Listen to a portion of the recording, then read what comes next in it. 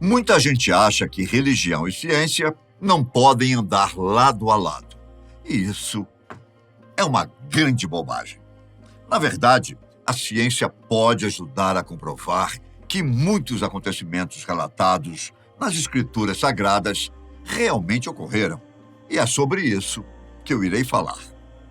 Para começar, vamos falar sobre a Arca de Noé. Em 2014, 4 estudantes de física da Universidade de Leicester testaram as instruções dadas no livro do Gênesis para a construção da Arca de Noé. Eles queriam ver se a arca de 300 côvados de comprimento, 50 côvados de largura e 30 côvados de altura realmente flutuaria. Para quem não sabe, um côvado é o comprimento da ponta do dedo médio de uma pessoa até o cotovelo, que os alunos padronizaram em aproximadamente 48 centímetros. Isso significa que a própria arca teria cerca de 145 metros de comprimento, 24 metros de largura e 14 metros de altura. As dimensões são como as de um pequeno navio cargueiro.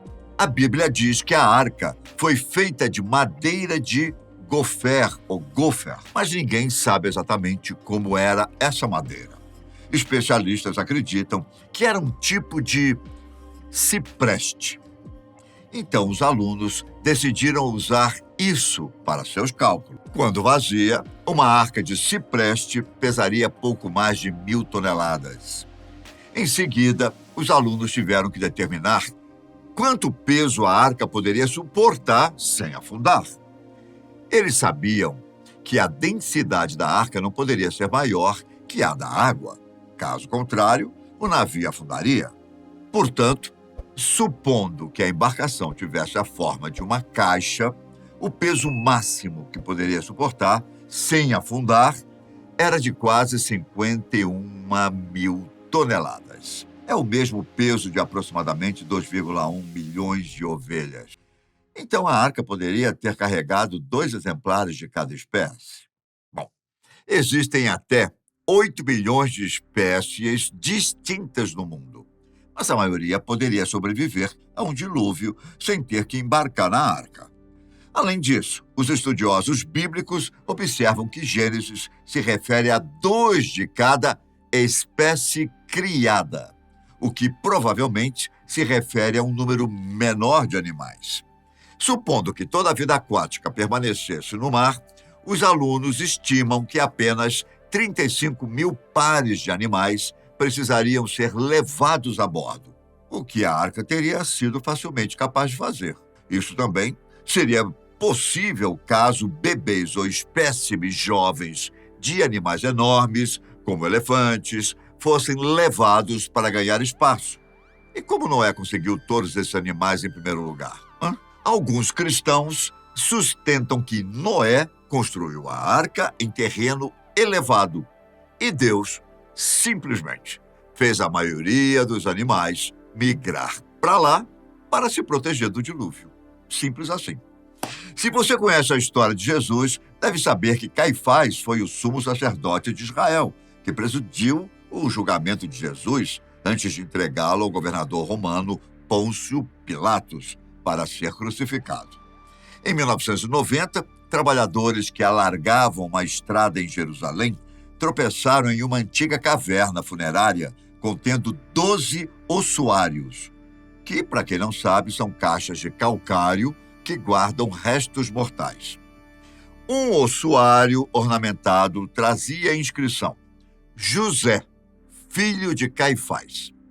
Esse nome se encaixa com o registro do historiador judeu do primeiro século, Flávio Iosefo, que se referiu a Caifás como José, chamado Caifás do Sumo Sacerdócio.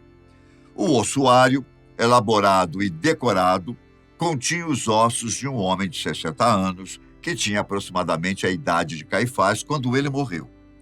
Os arqueólogos também observaram que a escrita nos ossuários e na parede da caverna era o tipo de linguagem usada pelos trabalhadores do cemitério no primeiro século. Um dos ossuários continha uma moeda de bronze de 43 depois de Cristo, o que é mais uma evidência de que os ossuários foram colocados na caverna durante o primeiro século. Mesmo diante desses fatos, ainda existe uma controvérsia. Arqueólogos céticos notaram que a tumba em si não é tão sofisticada quanto você esperaria para o local de sepultamento de um sumo sacerdote. E enquanto outros judeus ricos da época tinham seus ossuários delicadamente inscritos, a escrita no ossuário de Caifás parece ter sido grosseiramente arranhada com um prego. O ossuário está agora no Museu de Israel, em Jerusalém, embora os ossos tenham sido enterrados novamente no Monte das Oliveiras em 2008. Outro ossuário foi descoberto em Israel e identificado como pertencente à filha de Caifás. O ossuário foi removido do seu local original por ladrões, mas os arqueólogos atualmente acreditam que seja autêntico. No ossuário está gravado as seguintes palavras: Miriam, filha de Yeshua, filho de Caifás. Apesar de todas as provas de que Jesus Cristo esteve entre nós, ainda há quem questione a sua existência, não é? Bom, mas vamos considerar o Jesus histórico, de acordo com as evidências reais. Estudiosos acreditam que Jesus, na verdade, nasceu por volta de 4 a.C. e foi criado na fé judaica em Nazaré. Um arqueólogo chamado Ken Dark acredita ter encontrado uma casa do primeiro século onde Jesus pode ter vivido quando criança. E para ele, essa seria a prova definitiva da existência de Jesus. Na década de 1880, algumas freiras descobriram pela primeira vez uma estrutura de argamassa e pedra construída em uma encosta. Artefatos encontrados dentro da casa sugerem aos arqueólogos que era a residência de uma família judia. Por exemplo, potes de calcário teriam sido usados pelos judeus porque acreditava-se que o calcário era particularmente puro. Embora a casa tenha sido abandonada durante o primeiro século, Dark afirma que foi identificada como a casa de Jesus durante o período bizantino, quando foi decorada com mosaicos. Os bizantinos também construíram a Igreja da Nutrição sobre a casa para protegê-la. As cruzadas reformaram a estrutura nos anos 1100. Isso sugere a Dark que as cruzadas também queriam proteger a casa de Jesus. Mesmo assim, a casa foi incendiada no século XIII. O fato é que existem grandes evidências de que essa realmente tenha sido a casa onde Jesus viveu, ao menos era nisso que os bizantinos acreditavam. Porém, Dark destaca que é impossível dizer, com 100% de certeza, ao mesmo tempo que não há nenhuma boa razão arqueológica para que tal identificação deva ser descartada. Então, outra coisa, podemos considerar também que as famosas pragas do Egito provavelmente são reais, mas não exatamente como são descritas na Bíblia. Moisés fala de um dos grandes eventos da Bíblia, as 10 pragas do Egito.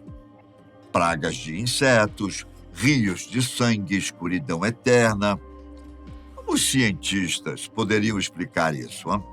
Bem, uma teoria é que eles poderiam ter sido causados pelas mudanças climáticas. Vamos imaginar que após décadas de chuva farta e bom tempo, uma mudança repentina para um clima perigosamente seco, aparentemente, causou estragos no Antigo Egito. À medida que o Nilo estagnava, teria desencadeado as pragas, incluindo enxames de insetos e o colapso de algas vermelhas. Quase todas as primeiras pragas, doenças, furúnculos, sapos, podem simplesmente ter surgido por causa do rio estagnado, enquanto as outras podem ter surgido por causa de uma erupção vulcânica que aconteceu em algum lugar do mundo. Será? Bom, Segundo cientistas, cerca de 3.500 anos atrás, a ilha vulcânica de Thera colapsou em uma explosão apocalíptica, com tantas cinzas flutuando pela estratosfera, coisas como escuridão total e gigantescas tempestades de granizo seriam completamente possíveis. Para os israelitas que odiavam os egípcios, isso facilmente teria sido intervenção de Deus. Veja bem, eu não estou falando que o que foi descrito na Bíblia é mentira, hein? Eu estou apenas dizendo que tudo isso realmente aconteceu.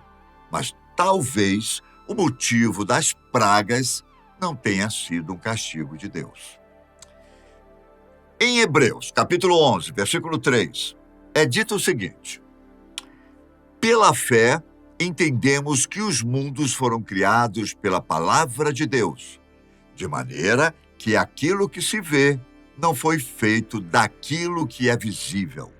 De certo modo, uma maneira de interpretar isso é que os blocos de construção do universo são simplesmente imperceptíveis aos olhos dos humanos. A física apoia essa ideia, considerando o conceito de átomos extremamente minúsculos que compõem praticamente tudo.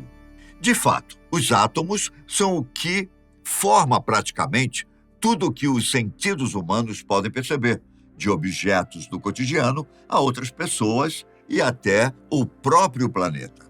Átomos idênticos, quando juntos, formam os elementos químicos, que são as formas mais simples de substâncias obtidas através de processos químicos comuns. Os átomos são tão pequenos que, se você pegar 100 milhões de átomos de hidrogênio e alinhá-los, eles não teriam mais que 1 centímetro de comprimento. Os átomos são compostos de partículas ainda menores. Seriam necessários 1000 prótons ou nêutrons para corresponder ao diâmetro de um único átomo de hidrogênio.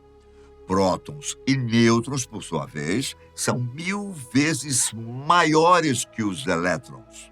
Então, de certo modo, sim, Deus fez o mundo a partir de componentes invisíveis. Essas foram algumas passagens bíblicas que foram comprovadas pela ciência. Nos vemos logo mais. Até a próxima. Tchau.